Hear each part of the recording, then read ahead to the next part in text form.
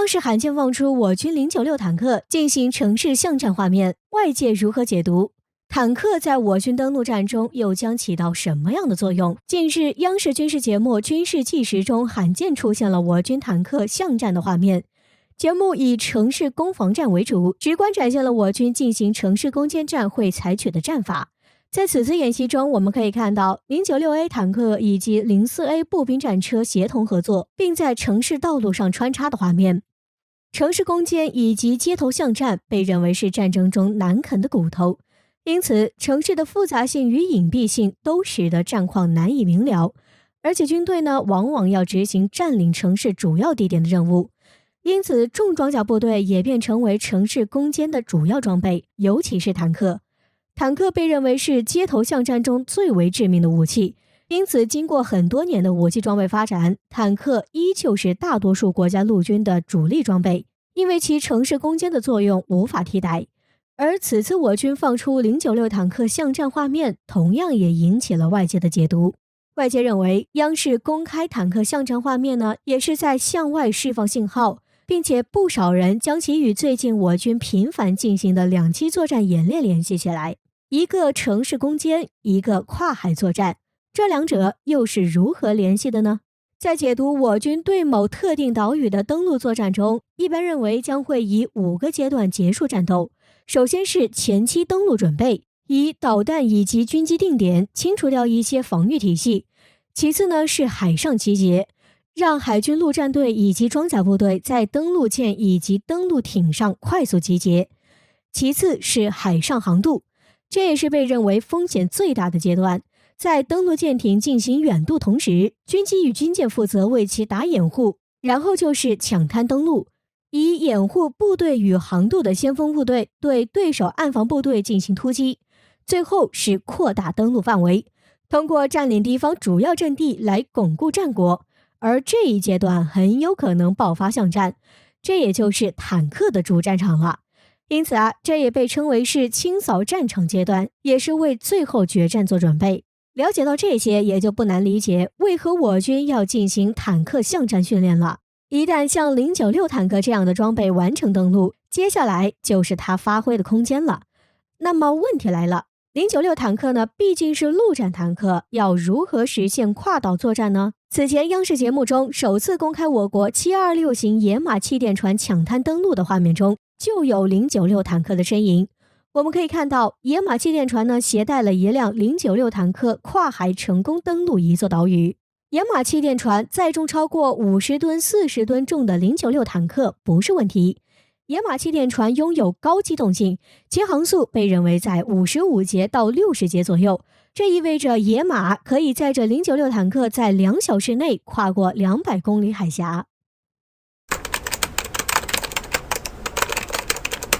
嫦娥5号发射，中国探月又进一步。而一份15年前的报纸引起关注，为何其报道揭示中国探月成功的道理？要说最近在中国引发话题热点的事件，不久前发射的嫦娥5号肯定是当之无愧的流量冠军。目前嫦娥5号的采样工作已经完成，等待着合适的时机将其送到地球，而我们也期待着它的归来。有意思的是，在这段时间，一份15年前的报纸也被网友挖掘出来，成为新的议论点。在2005年7月份发布的《科学发现报》就发表了一篇关于中国探月3步走的文章。文章表示，要在3年内发射嫦娥1号实现绕月，在6年内实现月面软着陆，并且在2020年前实现月球采样。2007年10月24号，嫦娥1号发射，并实现我国首次绕月探测的成功，也使得中国成为继美俄之后的第3个成功探月的国家。2013年12月2号，嫦娥3号探测器发射，并携带月球车玉兔号成功着陆月球。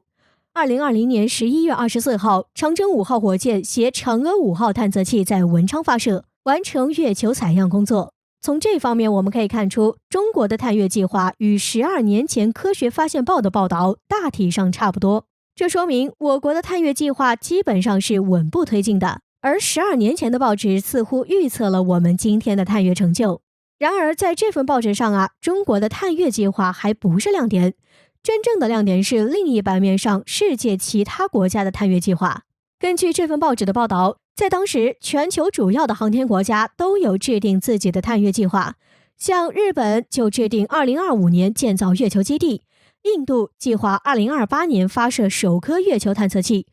俄罗斯计划当年就首飞登月飞船，美国更是计划2015年返月，并在2020年在月球上建立月球太空站。然而，这些国家的计划看似雄心勃勃，但最靠谱的竟然是印度。毕竟，印度在2008年真的发射了自己的月船1号探测器，尽管这个探测器不久就失联了，计划呢也以失败告终，但至少人家还是发射了。而像美国、俄罗斯与日本在这15年里，一颗月球探测器都没发射。至于说建造月球基地，甚至月球太空站，当然也就成为了无稽之谈了。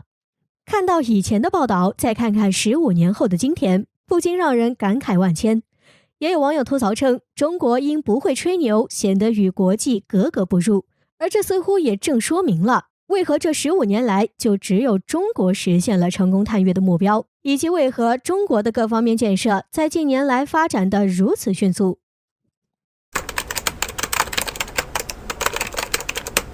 为何印度国产航母建造得如此缓慢？这艘航母又花费了多少钱？美国人又是怎么看待印度航母的建造？不久前，印度首艘国产航母维克兰特号进行细薄实验的消息，让人们重新把目光聚集在了这几艘几近被遗忘的航空母舰上。维克兰特号航母于2009年正式开建，原计划2015年服役。然而，在开建12年后，这艘航母仅是进行了第1阶段的测试。印度方面预计，维克兰特号将于2021年年底或者2022年年初服役，不过前提是海事没有任何问题。至于为何这艘航母的建造一拖再拖，美国媒体也做出解释。美国媒体军事观察网站在近日的一篇报道称，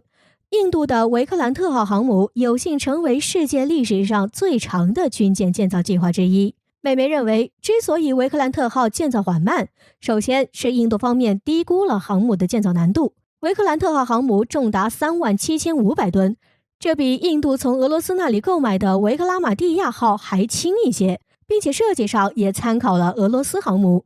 因此最初印度人认为这艘航母的建造难度不大。然而，航母的构建要比印度人想象的要复杂得多，建造途中不断遇到问题，需要不断改进。其次，维克兰特号建造困难的另一大原因，那就是成本严重超支。一开始，印度人认为建造4万吨航母的困难不大，因此在初始预算上呢，印度人仅计划使用5亿美元将其建造完毕。然而，如今维克兰特号建造费用已经高达35亿美元，费用超支了700%。我们可以做一个对比，我国首艘国产航母山东号的造价，外界预估为30亿美元。也就是说，维克兰特号造价比山东号还贵一些。但是要知道，山东号航母的吨位超过6万吨，而维克兰特号还不到4万吨。不过，在维克兰特号还未服役的时候，印度航母又表示将准备建造下一艘航母。印度的第2艘国产航母被命名为维尔沙号，排水量超6万吨，并且还将采用电磁弹射装置，建造难度要远超维克兰特号。而美媒表示，按照维克兰特号航母建造的超支程度，印度将在维尔沙号航母上花费天价，其建造费用将可能超过美军的福特号航母，成为全球最贵的一艘航空母舰。而福特号航母的造价可是超过130亿美元。美媒也表示，考虑到印度在军费上支出的限制，如果没有行之有效的节省成本的办法，下一艘航母印度人恐怕造不起。